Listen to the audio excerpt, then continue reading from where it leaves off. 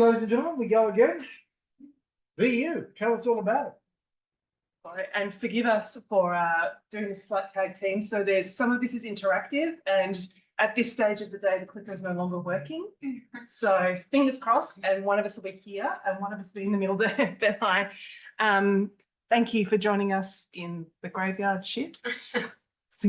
And for actually more excitingly letting us tell you all about our award-winning communications campaign on childcare deserts.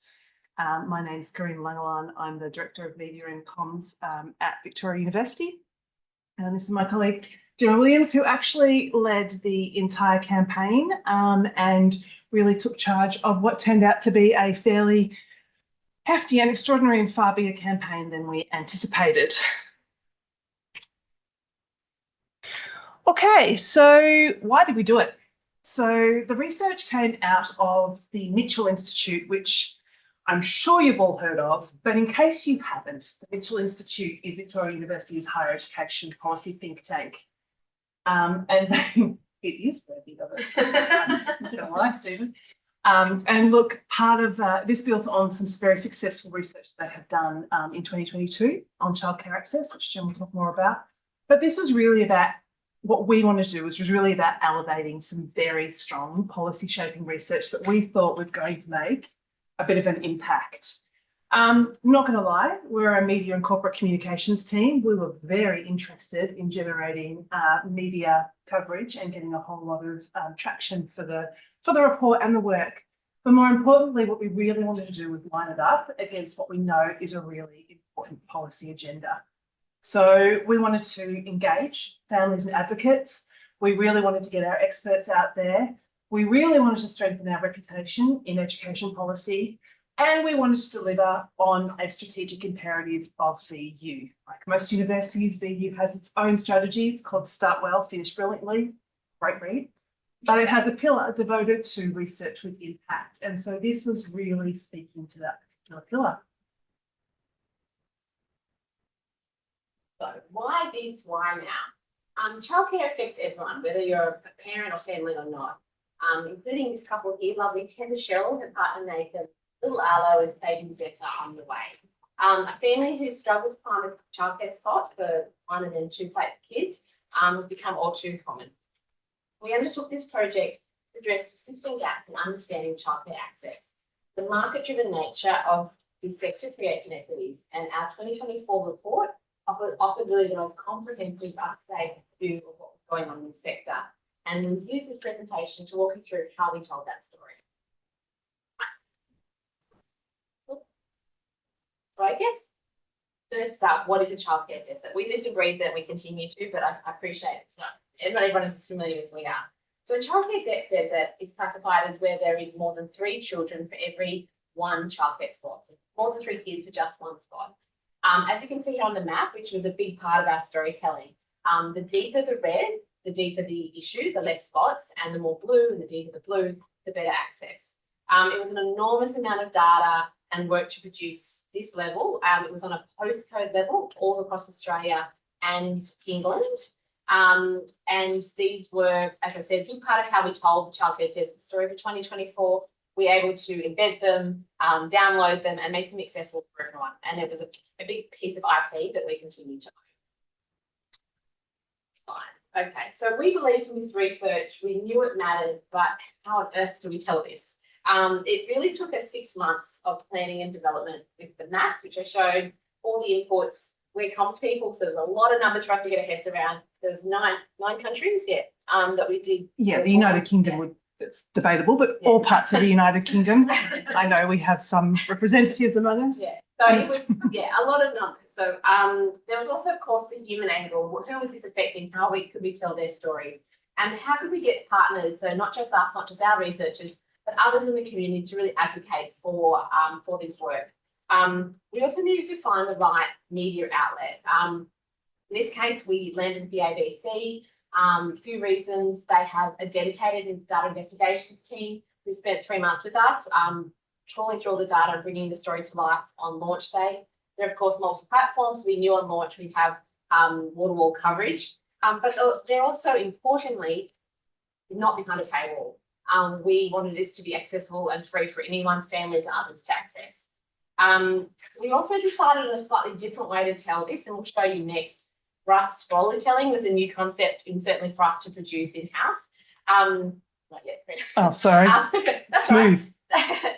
Through storytelling, we're able to tell the story in a much different way. We also had not one but two launches. We had an Australian story to tell here, but we had done this data and work for 8 other countries. So we also had a launch in England for the sort of the UK England story. So that required another level of work. Another team, an agency over there, helped us get ITV exclusive. We also had our lead professor, Peter Hurley, travel over. One more thing that was really crucial to all this was that advocacy piece. We knew we had a really important piece of work here. We wanted it to impact policies and have a positive change on childcare access. So we worked with a couple of agencies, including Five and the Parenthood, and they were super helpful, not only giving us case studies of parents on the ground that are struggling, they help with media, but they were really able to really use this in their campaigns, some political campaigns, to advocate for better access, and that was really crucial. So, Oh, this was running much smoothly before. Here we go. So, as you can see here, this is just a recording of us accessing the page, but it's a way to demonstrate how we use scrolling telling. Now, this is being used, obviously, has been for a while in main media outlets. For us at VU, we hadn't produced something like this. So, it took us a bit to learn, but it made the story, which is really a numbers story, so much more engaging. We could add human elements, human faces to a human story, right? It made I think the user experience much more nicer than just reading a report.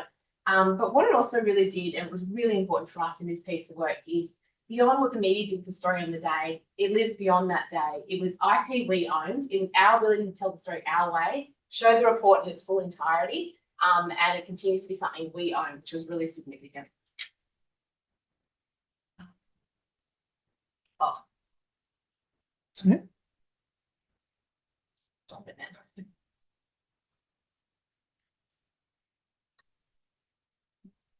All right, so as Gemma mentioned, this is a tale of two launches. So first off, at the end of August last year, we did a launch in Australia. So you can see there's some of the headline figures. The exclusive with the ABC ran, it led the news agenda for the day, which is great for us. Within that 1.142 million reach was within the first 2 to 3 days, 3 days of rollout. And it was followed by commercial rollout. And so when Jem talks about the scrollytelling and the IP that we own, that was really, really helpful in us being able to tell the story beyond the ABC and to make Peter available in front of a media purchased very quickly, close to the time, on for commercial networks on the same day. Now, it's not just a one-off. We continue to see mention of childcare deserts and the research fairly frequently, but Jem will talk about that a little bit more further down the track. The second one, which was less than 2 weeks later, was in the United Kingdom. And so not dissimilar to what we did with the ABC. So we did the hard graft in Australia, but we did get help for that in the UK. And so the agreement then was an exclusive with ITV, which is as I am informed, I believe it, the second, the most commercial, widely appreciated commercial news network in the United Kingdom. So again, this worked for us. It worked for us because it ran in a not dissimilar way to the ABC, and that's how we directed, and we did direct our agency partners to do it in the same way.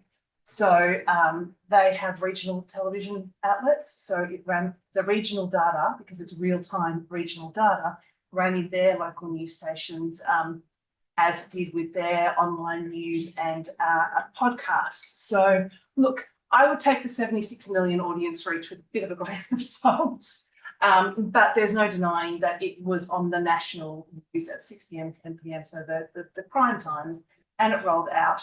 Interestingly, it was also mentioned and referenced, and there was a quote in the story from the UK Education Secretary who was asked for comment and who gave it. And for an integrated comms campaign like this, that's gold. It's not often you get a policy voice when you're actually rolling out a media story. So for us, it was a real win on all levels.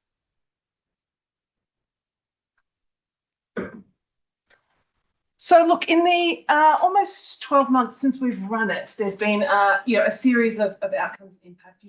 The media is great, and that was, we are a media and comms team, but this was an integrated campaign. This is a strategic piece of work that we really wanted to have more longevity and to really make a difference.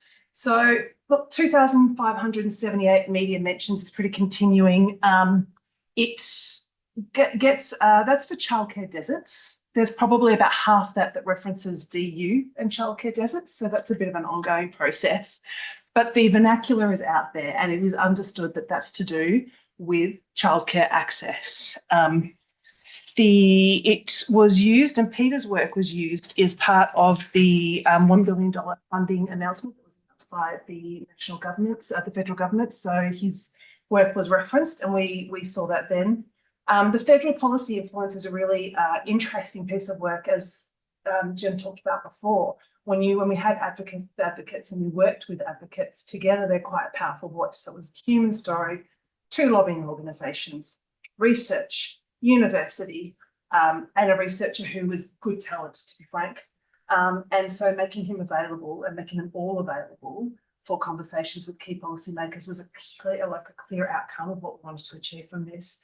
And the last bit, which I'm actually happy to have to say, is one of the reasons that childcare deserts gets mentioned so frequently and continues to be mentioned so frequently is because, and we'll talk about it in a little bit, the key points of difference that it raised is that there have been localised campaigns. So in both the recent elections in South Australia and Western Australia, there have been local groups who have started running campaigns on childcare access. And so they have been hitting the media, inadvertently or not, but using our research and using those statements to make that point and to continually make that point about access to childcare. And they're very human-centred, human interest stories. It really speaks to the value of the research. So part of what we just talked about was that this contributed to public conversations. That was part of the aim that we wanted to achieve. And look, childcare at the moment is subject to a lot of different scrutiny, and not for the right reasons.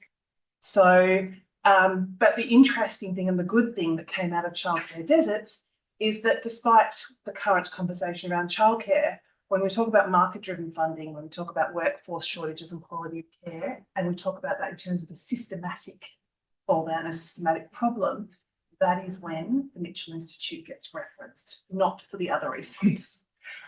Really interestingly, and the last 2 points that are important to us, is what the data really showed up was, unsurprisingly, but in real time and really dramatically, is that there's a big difference between rural access and metro access.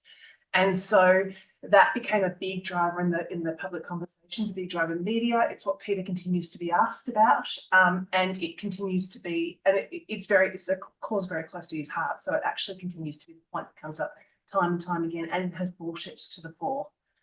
Equity for Indigenous communities, again, unsurprisingly, the data showed that Indigenous communities suffer disproportionately from lack of access to childcare. So again, this data has been used by groups and lobby groups in those areas to really begin to make the case for them for their own better access. So what did we learn? What do we know now? I think key insights for us from this campaign is really nice to be to have this reminder, the power of real world research. These are things that genuinely matter, and I think testament to Peter's research, all the interest we've had and continue to have recognises that. So that's been really nice to see. I think having that hyper local data, like we love to see what's happening in our backyard, sometimes the one next door, but being able to be super relatable to your situation on the ground in current time proved really successful, both from a media perspective and others who reached out to find out. Visual storytelling, as I said, it's very number driven, but to have faces of those who are deeply impacted, get them to share their stories. I mean, it's a bit of 101, but it was really reminded and hand trying to think out how important, how powerful that is. Being able to present, so we talked about storytelling, but we also, those maps, we had embeddable, downloadable, we had corporate photography, we had photos of families, we had case studies. Putting those packages together for media made it super digestible, super easy to run with, and I think that really had a great impact. Working with the ABC, of course, super helped that.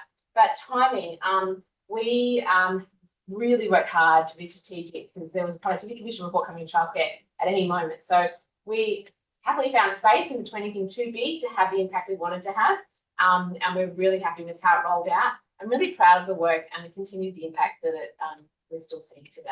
So that's it from us. Happy to take some questions. Questions? Yeah. And just to touch on what you said there, I'm glad to hear that you're really proud of, because it's an amazing piece of work. If you had your time again, is there anything you would do differently? Peter? Yeah. It's a simple point I think, value, yeah, actually. look, I think something that's absolutely presented is Peter was the only person that led, well, the other people in the team, but really it's Peter. And so we relied heavily on him. He's an academic. So at times it was hard to get him focused and delivering to us, the media team, what we needed when we needed it. And he had to travel overseas. So I think if we could have it again, I would love the opportunity to properly train up someone that we could also serve up alongside Peter, because also it's a personal toll. He gets all these requests and it's just that one spokesperson. So we tried a little bit to help alleviate it this time. It wasn't entirely successful. So that would be something that if we had to do it again, I think everyone would benefit by not just having that one lead voice. I don't know if there's anything else. No, Yeah. In terms of the timing you talked about at the end, Yeah. with the PC report, what was the sweet spot? Did you want to ride on that? Or did you No, want to we wanted to go ahead of it because we, if we got too close to it and get lost in the wash up, if we went ahead of it, perhaps we look like we've impacted it, and then we could also comment again when it came out. So that's where we were trying to. We kept getting various people on the ground in government telling us when it's coming out. So there's a lot of dancing, and we ended up getting a pretty bit of clean air. But you know, like you can never predict anything entirely. But yeah, that was what we hoped, and we were lucky with it. How did you know? Well, we a few things we knew were going to be ready in time. ABC told us. And the ABC, That's awesome. yeah, the ABC had some insights and helped us. But we had to draw a line. So Peter could have just kept doing more data. We had to draw a line. Yeah. We had to work towards, and because we're the international side, the whole team over there, we had to really, it was really hard, I would say, is the two teams and the two timings. So we couldn't do one release date. We were going to, but we was only one Peter. So that was an interesting kind of dance. But yeah, we chose a date. I think we got shifted a few times. What the ABC wanted to do helped solidify that. And a few other pieces. Thank you, ladies. Oh, no, one more. Oh, You mentioned before that oftentimes the airplay was, I guess the majority of the airplay was to the topic or to the report.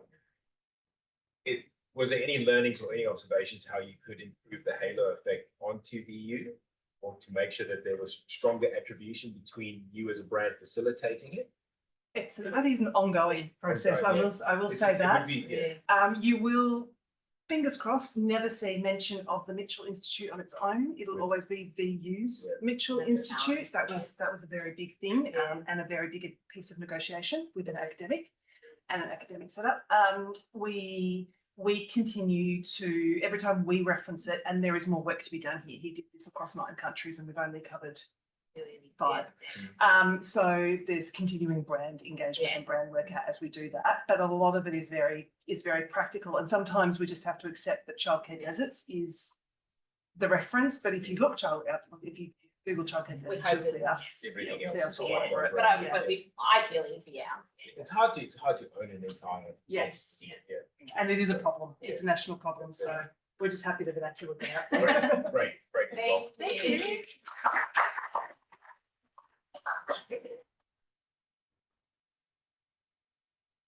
Quick change on. Sorry. that's all right. You did that. This is the CQU brother coaching. Corinna Langelaan Brand Reimagining Together, CQU. Kylie Devine, Director of Global Brand and Marketing and Acting, CQU. And Piet Human, Executive Creator Director at Brother Co. I'll take Paul.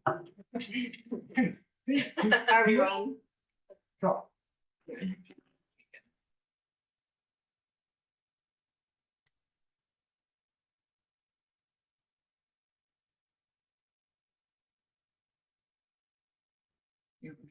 And you can either.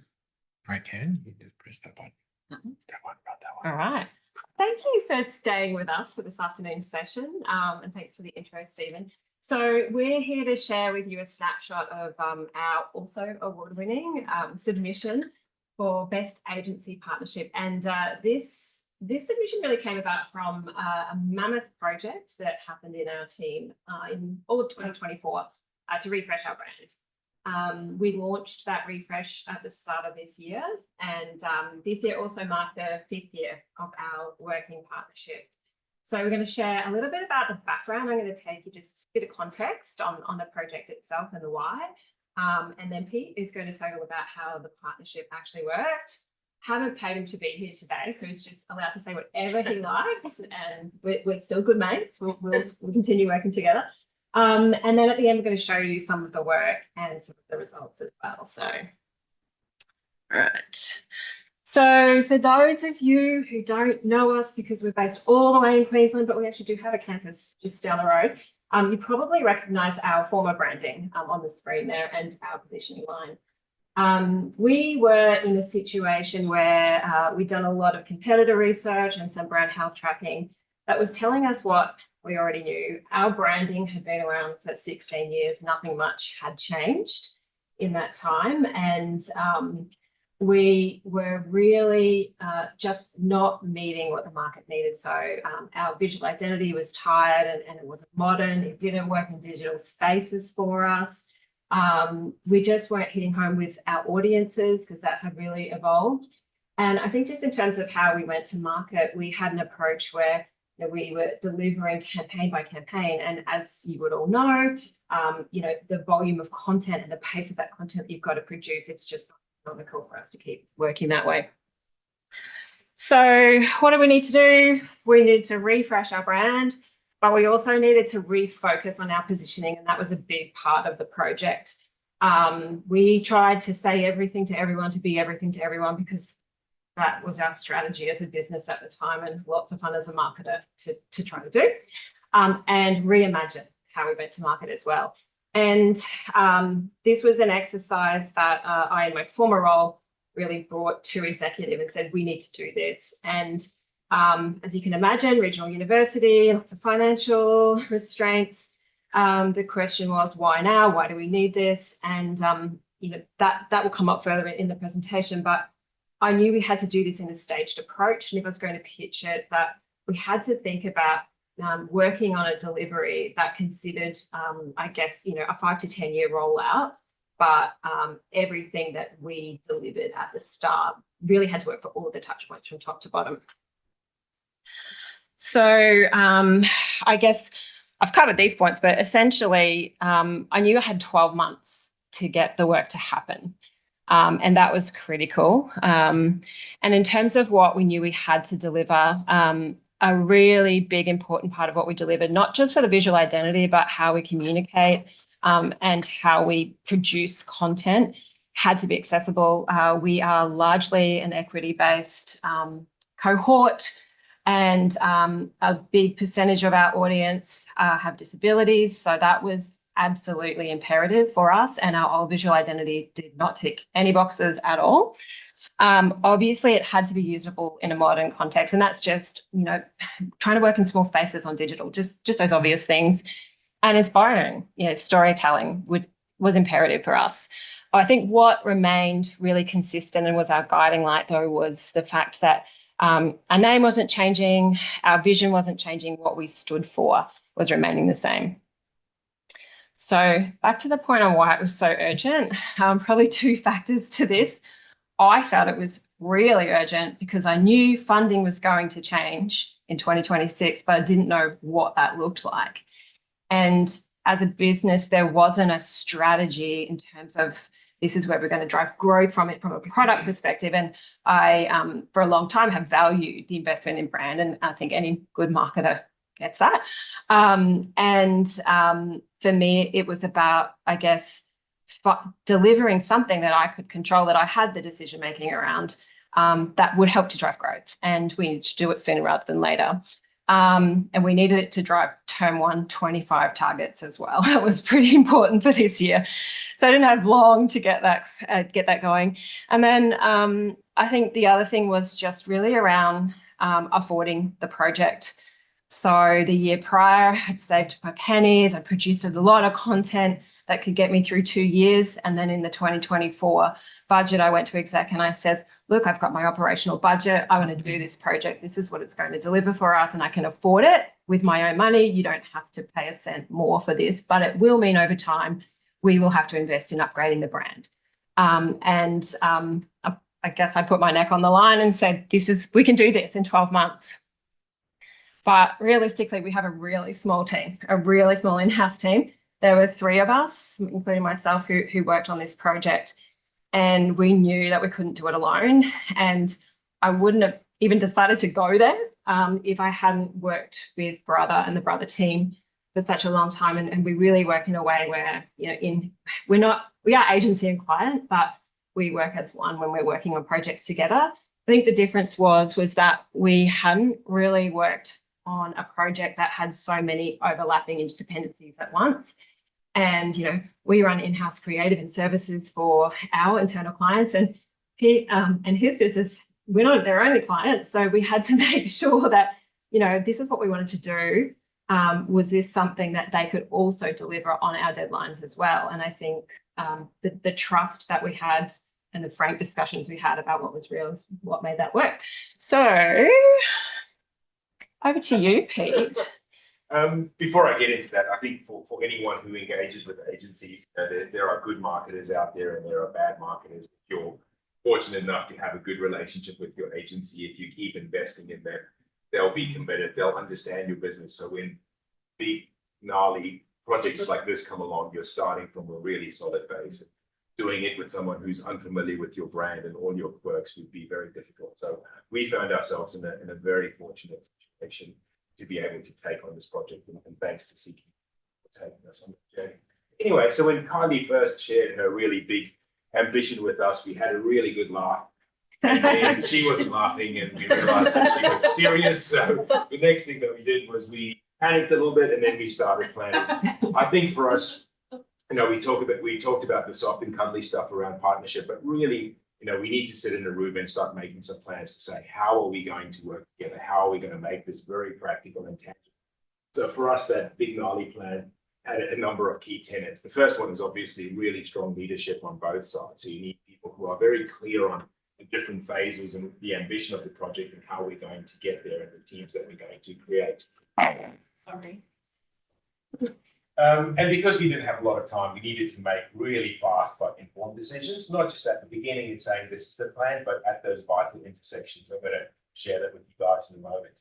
The second part is, if we looked at all the tasks that comprise a really big project like this, if we started stacking them up neatly one after the other, it would take, say, 24 months. So we knew that we had to run multiple things in parallel and do them at the same time. The question was, how do we do that without spinning out of control or having all those things? So this idea of strategically overlapping phases with clear teams assigned per tasks seemed like a really smart idea. The next one is probably the most, I would say, revolutionary or controversial or innovative, but again, because we have been working so well together in the past, and because the time pressure was on, if we had the normal process between agency and client where they briefed and we went away and we worked on the idea and presented back to them and they gave feedback and then we presented to stakeholders, would also take so much time. So the thing that everybody bought into was this idea of creating these teams, but these teams would be comprised of members from my agency and CQU together. So we would take people from their visual arts team and combine them with our head of design, and they would tackle visual identity. Whereas, senior membership or senior leadership members from CQU would be working with us as, to relook at strategy, for example. When it came into creation, we could have a B crew from CQU running out and grabbing lots of the ad hoc content that they're really good at, but we can drive the quality and create those high quality thematic assets. So these little partnerships here really made it work. The next one was to think about where we need to integrate all these key phases. So we can work on our core attributes that is going to inform language quite separately, but they need to be brought in line with the campaign development time to make sure that we're communicating those attributes. So there was sort of an important sequencing in that point. The next one, obviously, real and open communication and having that availability between our seniors and Kylie seniors to have those big conversations and to deal with problems when they came up, because lots of problems came up, making sure that we can deal with those things. Obviously, we had all the smart project management tools, and we were recording sessions with AI and all those things, but we were very clear that they couldn't take the place of conversations. They were just there to help facilitate and to streamline the process. And then last two for us, really strong stakeholder management by this lovely lady over there to make sure that when we got to those key intersections where we needed to get buy-in from the leadership team from CQU, that they gave us that go-ahead before we moved on to the next part. And that put pressure back on them, not just on us to say, well, if you miss this gate, we can't get to the next bit. So we need a decision here really fast. And then the last one, we knew we couldn't afford to sort of get lost in the mire of big committees. Everybody had a clear role. Obviously, it wasn't just two people doing it. There was a really big team, but everybody had a clear role of agreement. They make decisions and promote it up the line, and then another quick decision gets made, and so the cycle goes. So we'll show you sort of how that looked as a campaign phase. So obviously, the place to start for us was to interrogate that positioning of CQU. We knew that the brand values or the core tenets of the brand weren't changing, but it was that expression. With the brand research that we had done, we had really good data and insight that can inform us on how to do it. Obviously, there was still the process of iterating and coming up with what those brand expressions are and then getting buy-in from the team. While we were doing that, we already got our designers busy to say, look, we know that there's a complete visual rebrand of the brand coming. Let's start auditing all these touch points on one side, but let's think about what the new brand identity has to be. What's the vision behind it? Yes, it needs to be contemporary, it needs to be accessible, but what else are we putting in there? And suddenly the designers get excited and they start sharing mirror boards and they've got a whole thing coming together. Naturally, out of this flowed the development of our proof points and our language, which obviously gets abbreviated. The advertising works, but if we're thinking about material beyond the campaign, thinking about websites and those longer form assets, when we talk about the why of CQU, that was really making sure that was resolved before we started jumping into creative platform development. Naturally, from this phase, the actual creation of the visual identity, getting buy-in there, but because CQU is a large organization and they so much beyond what the agency is aware of, there was a natural evolution. Give that back to them and they can stretch test the idea and come back to say, this idea of your template works really well, but if we take it into these in-house formats, it doesn't really work. So an opportunity for them to kick it back to us and us iterating and refining that. That then led to the style guide development, and that was a great opportunity for us to hand that over to the team. And rather than just saying, here's the new brand look, here's the style guide, again, both of our design resources, internal and external, work together to onboard the team. At that time, we were running around regional Queensland shooting a really big production campaign, and this is where we also started pulling in the production houses and all those sorts of things. That seemed like a wise idea to do that before we had the many cocktails at the end. And then as throughout the project, as I said before, we had that really important stakeholder management running through. So big internal comms piece. Yes. We had brand champions from every unit across the university. So there were 72 brand champions, and they played a role in making sure everyone on staff understood what was happening as well. And this looks so simple. Obviously, there's the other side of this, working with our media partners to understand the best channel expressions of that, but because they're not here today. But a very important part of this. Just to help you understand the scale of the project, when we got to the end of the production phase, and this was only for the first phase of the production, excluding any internally created assets from the CQU team, we dispatched over 200 assets in that first tranche. So that is a lot. From the big TV ads down to, it's great cut calls it, the lots of little, a lot of work to do. So with that in mind, we thought what we would do is show you a bit of a snapshot of the old brand going into the new brand. Sorry, Pete. No, that's okay. Is that okay, We'll play one of the ads.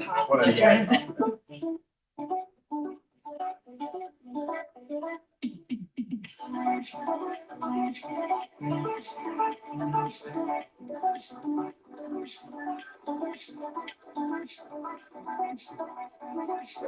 CQ, just elevated more connection and far more information.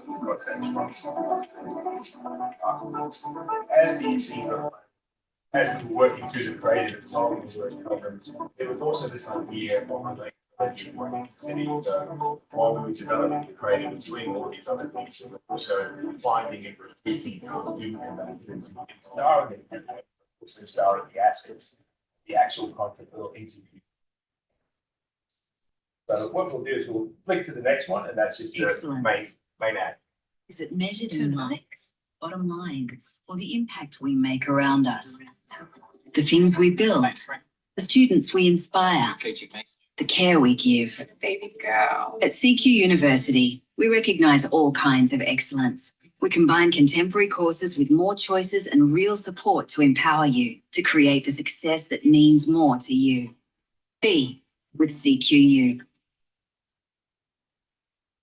And nice little insights again coming from the brand research. So we know that so many of our cohorts being regionally based, they don't want to become the next NASA astronaut. They don't want to change the world, but they want to change their world, their community, their own life. So this idea of creating success that means more to you was so relevant to us.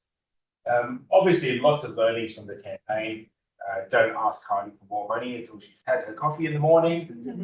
But in terms of the process, that partnership really unlocked creativity. Obviously, it helped us be more efficient, but this idea of people working together in a way that they weren't used to agitated the brains just enough to get some unusual answers.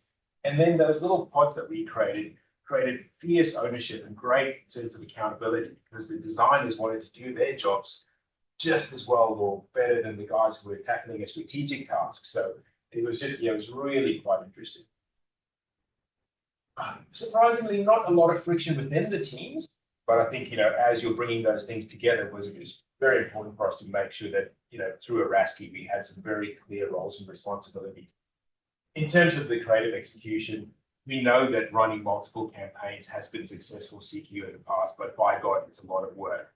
So running things from a more of a centralized creative platforms definitely drives efficiencies for a number of reasons.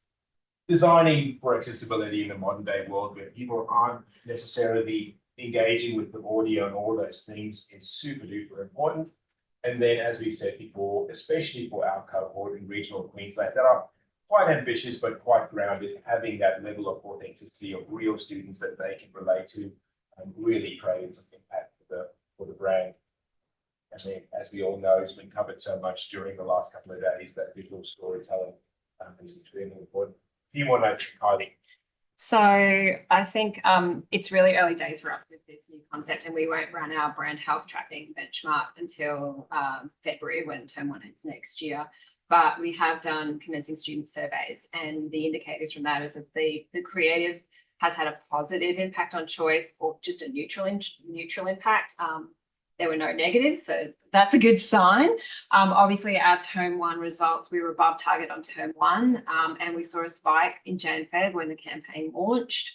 And it's hard to say, it's hard to attribute, but it's been a really competitive year for us, and I think it definitely did help. And same with term 2 recruitment targets. The internal part of this project would be a whole other presentation. There was a lot of work done there, but I have to say it was probably my biggest concern. It wasn't that our teams couldn't deliver. It was getting, you would know about feedback from its staff, and everyone feels very passionate about these types of decisions. And the program that we ran was so successful to the point my team cannot keep up with the requests to do rebrands. I think the last time I checked, it was over 1,000 assets delivered. The biggest complaint I had was about the new staff polos making staff look like they worked at Woolworths because they were green. So I have to change that. But like in the scheme of things, that internal communication is so important. And really worried too, like what would happen on social, but that was fine. And then obviously we talked about accessibility. I think I'll leave it at that because I know I can see the times going, but I do want to say that I think it's the partnership that you have with your agency and bringing them on the journey on everything you do, being really open and honest about what you do know, what you don't know, and saying from them, like, I don't want them to say, yeah, we can do that. And then me turn around and go, could you really? And that's been great in our relationship.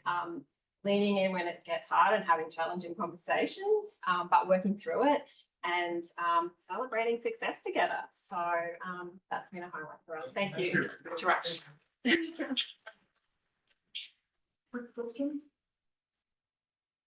next. I like the question before about what would you do differently? I mean, I know you have a slide, but. Yeah, good question. You go, you got one. More time, more money. Yeah, but look, more time and money would always make a huge difference. But I think given the outcome and given the restrictions that we had, it played out pretty well. I think for us I can't think of anything actually. Yeah, probably. There was one really tense moment I had with Pete's partner, Kurt. That was a pretty robust conversation. Should have done that in person, not over the phone. Yeah. But we're still friends, aren't we? Yeah, that went well. Lots of little But just things like little this. things, yeah. Again, if you had your time over again, what would you do differently? I think for us, because we were in such a rush to find the student ambassador, we had a mindset of quality over quantity. So we can't go and talk to everybody, but we have a short list of really good candidates. Let's zero in on those. And that strategy failed because a few people pulled out. And then, you were trying to do the right thing and then you end up, but if you had more time, maybe you could foreshadow that might happen and you'd have a few more backups. But thankfully, we had enough time to react. Maybe our replacements, and you won't know this looking at the campaign, but we would look at some of those replacements, go, oh, the previous guy or girl was probably a bit better. So little executional things like that. I will also say the last piece here for us is the same pressure that she had, that they passed on to us, we passed on to the production company. So they also really needed to hit their marks and they did it. Well. Thank you. Thank you. Thank you.